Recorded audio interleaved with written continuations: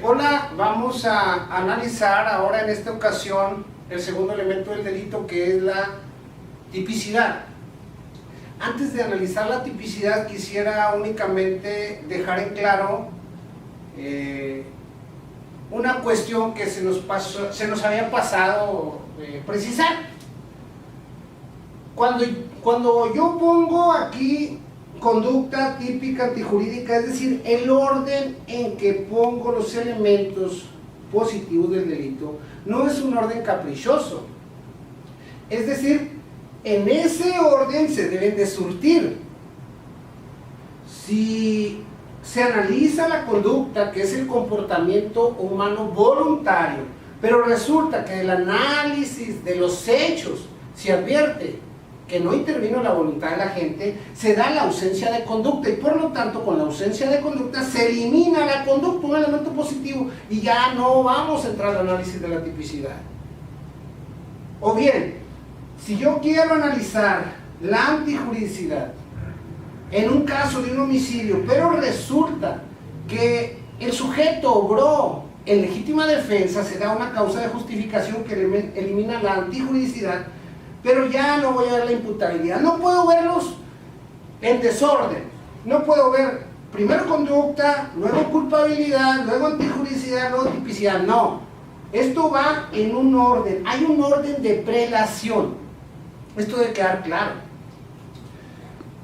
Otra cosa que debemos precisar es que para que el Ministerio Público le atribuya la intervención y culpabilidad a un sujeto en un hecho delictivo, tiene que acreditar estos 6 aspectos, pero la defensa basta con que acredite un negativo, un aspecto negativo del delito para que destruya un positivo. Es decir, si acredita un estado de necesidad justificante, elimina la antijuridicidad y deja con 5 al Ministerio Público, y por lo tanto el imputado sale en libertad. Solo quería precisar esos detalles. Vamos pues a entrar de lleno al segundo elemento, que es la tipicidad.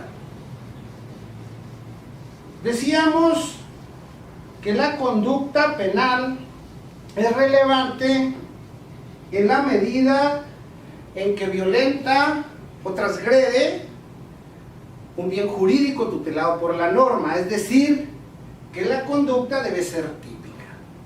Antes de entrar a explicar en sí lo que es la tipicidad, debemos explicar qué es el tipo penal. Para poder entender la tipicidad debemos entender el tipo penal.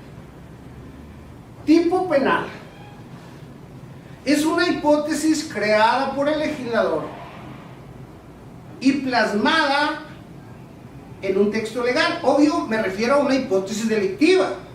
Miren, este es el Código Penal. Este Código Penal sustantivo es un catálogo de tipos penales. Si ustedes analizan el Código Penal, verán que en su parte especial, desde luego, verán que el 208 establece el delito de robo. El fraude está en el 223. Hay otra hipótesis delictiva relativa al abuso de confianza en el numeral 220. Un delito de falsedad de declaración ante autoridad en el 307. El homicidio en el 123, la violación en el 171, etc. Hay muchas hipótesis delictivas, por lo tanto, el código es un catálogo de tipos penales, de hipótesis delictivas.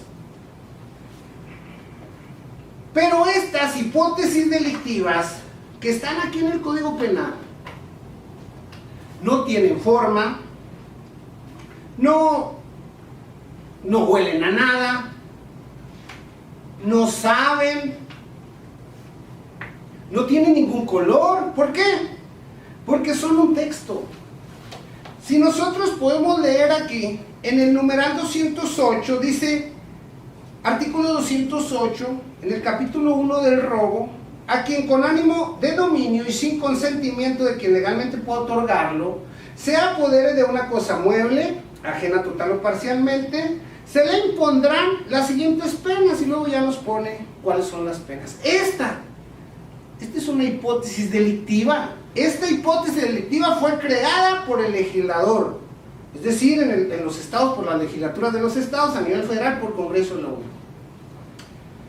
Pero para poder entender un tipo penal, yo le voy a dar forma. Vamos a explicarlo con nuestras manos. Voy a darle forma en mi mano izquierda al tipo penal.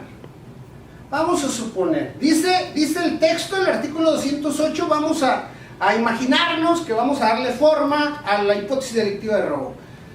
Comete el delito de robo quien con ánimo de dominio, esta es, ánimo de dominio, y sin consentimiento de que legalmente pueda otorgarlo, se apodere de una cosa ajena de naturaleza mueble.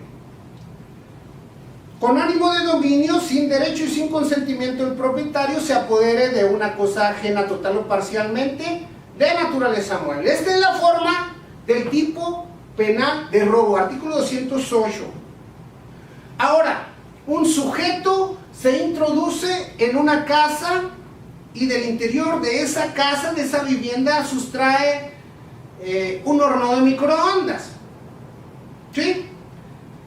Si analizamos esa conducta del sujeto, tenemos que él se introdujo a un domicilio ajeno y se apoderó de un objeto. Ese apoderamiento del objeto lo hizo con ánimo de dominio, sin derecho y sin consentimiento del propietario. Hubo una conducta consistente en un apoderamiento. Ese horno de microondas le es ajeno total o parcialmente, y desde luego que el horno de microondas es de naturaleza mueble porque se puede mover o trasladar por sí mismo a través de una fuerza o a través de una fuerza externa. ¿Sí? Esos son los bienes muebles, pues en este caso es a través de una fuerza externa porque es un horno microondas. Si ustedes ven, esta es la conducta de un sujeto. Esto es el tipo penal del 208. Este tipo penal pertenece al código, al texto. Esto pertenece al mundo, esta es la conducta. Bueno, esta es la hipótesis, esta es la conducta, ese perfecto embonamiento entre conducta e hipótesis delictiva, esa es la tipicidad. Eso es la tipicidad. ¿Cómo vamos a definir pues la tipicidad? Perfecto embonamiento entre hipótesis delictiva y conducta penal. Esto pertenece a la legalidad, al libro, al código, y esto pertenece al mundo. Perfecto embonamiento. Vamos a pensar que una pareja están casados por bienes separados. Es una pareja de dentistas, y resulta que la dama le encuentra en su teléfono unos mensajes de WhatsApp. Al médico le escribe una señorita y le dice: me encantó ayer, olía muy rico. Eso es lo que le dice. La dentista, la esposa, lo observa y no, este mendigo no se la va a acabar. Lo voy a correr de la casa. Cuando llega el médico por la tarde, ella le cierra la puerta, le avienta una bata de trabajo, lo que puede, algunos pantalones, ahí le dice: y aquí no te vuelvas a parar. Celosa la mujer. El médico dice: bueno, pues entonces ya me tengo que retirar, pero resulta que la cochera tiene una camioneta Suburban que ordinariamente utiliza la doctora, porque la doctora tiene una niña que es la hija del médico. A la niña la lleva a ballet, la lleva a clases de piano, la lleva a la escuela, y ella va a reuniones, a lugares donde la niña pueda jugar con sus amiguitas, etc. Y siempre anda en esa camioneta. Es la de uso normal de ella. Ellos están casados bajo el régimen de separación de bienes. Y esa camioneta está a nombre del médico. Las llaves las dejan ahí en la cochera, colgadas en un portallaves, y entonces él dice: bueno, pues ya me voy, ya luego arreglaré las cosas, y luego va, saca las llaves y se va en la camioneta. Y ella decía: no, pero ¿por qué se lleva la camioneta? Lo voy a denunciar por robo. Y entonces viene a fiscalía y pone una denuncia por robo de vehículo. Dice, no tengo los papeles porque se los llevó en la camioneta, narra todos los hechos, cómo fue. Y se pone el reporte, se sube al sistema Silver de investigación policíaca de vehículos robados, y entonces a partir de ahí en operativos empieza a buscarse la camioneta. Imagínense que llega un retén y llega el médico, checan la serie del auto, la matrícula y es detenido. Aquí en Chihuahua existe un artículo 212 bis que es posesión de vehículo robado, ¿sí?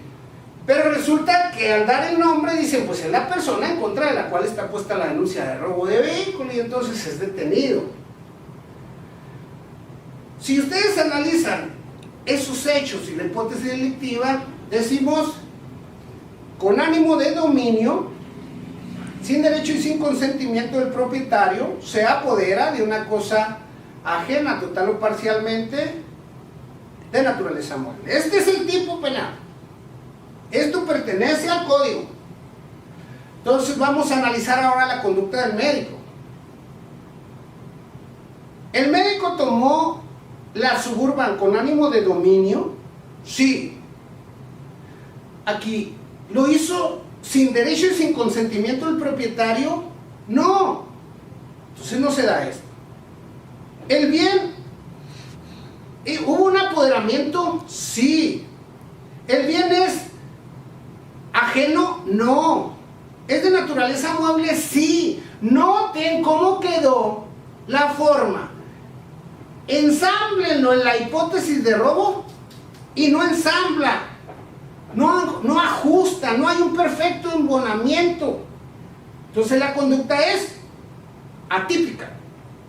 Si la conducta tiene esta forma y no ensambla exactamente, la conducta es atípica. Es decir, la tipicidad debe ser perfecto embonamiento entre hipótesis delictiva y conducta.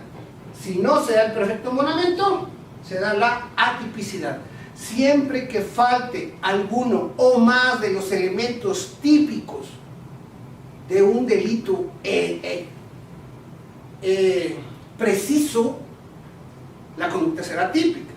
Es decir, para el abuso de autoridad, si el sujeto a quien pretenden atribuirle el abuso de autoridad no es funcionario público, la conducta es atípica. Para el delito de daños, cuando el propietario le dice a un albañil, rompa esa pared porque quiero ampliar aquí, y luego después llega la señora, oye, pues ¿qué hizo? ¿Por qué tiró esa pared? Pues es que voy a ampliar para allá. No, señor, y va a poner una querella por daños. Espérate. ¿Por qué? Porque lo autorizó el propietario. Entonces no se da esa antijuricidad específica y por lo tanto la conducta es atípica porque tuvo el consentimiento del propietario, del titular. Así pues, cada vez que falte un elemento en la conducta que no se embone exactamente a la hipótesis delictiva, la conducta será atípica.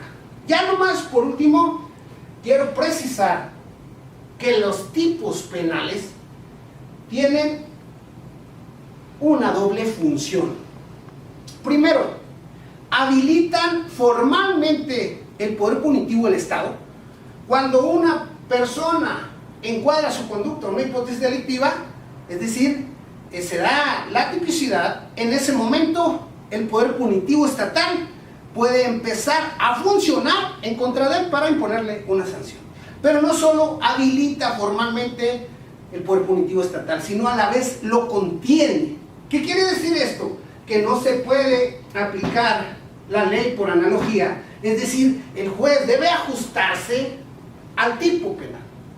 No puede decir, ¿qué hizo? No, pues le dio un puntapié y perdió al bebé la señora embarazada. Pero imagínense que no hay un tipo penal de aborto. Pues pone el homicidio, ¿se le parece? No, eso no se puede en nuestra legislación, porque eso sería atípico. Entonces, tiene el juez que ajustarse a la exacta aplicación de la ley penal. Por eso, a la vez que habilita formalmente el poder punitivo estatal, lo contiene, lo sujeta a que exactamente debe ser aplicable la ley. Esto está en el artículo 14 constitucional, principio de tipicidad elevado al rango de garantía constitucional, que se traduce en un dogma penal que dice: No hay un crimen sin ley. No hay delito sin ley. Hasta aquí la intervención de hoy. Espero les sea de utilidad. Muchas gracias. Continuaremos. Debo decirles que hay una cierta clasificación de tipos que hace el legislador muy interesante, utilizando diversas técnicas, por ejemplo, delitos de acción, de omisión, dolosos, imprudenciales, de resultado material, de resultado formal, etcétera. Ese tipo de, esas clases de tipos que redacta el legislador, vamos a empezar a analizarlas de una por una para que empecemos a darnos perfecta cuenta de cómo son cada uno de los tipos penales desde el punto de vista de la tipicidad. Por esta ocasión, pues, muchas gracias. Esto por hoy. No olviden dejar sus comentarios.